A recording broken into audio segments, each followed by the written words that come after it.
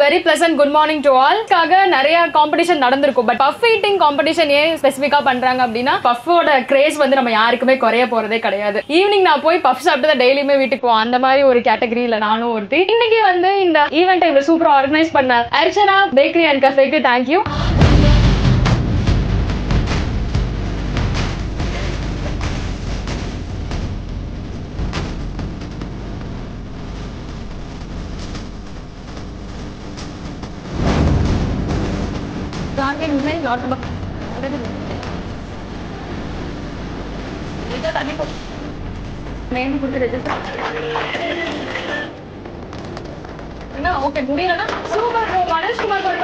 அவங்களுக்கு என்ன cash price கொடுக்கறதுக்காக மிஸ்டர் கொன்றாம் அவங்கள தான் அன்போட அழைக்க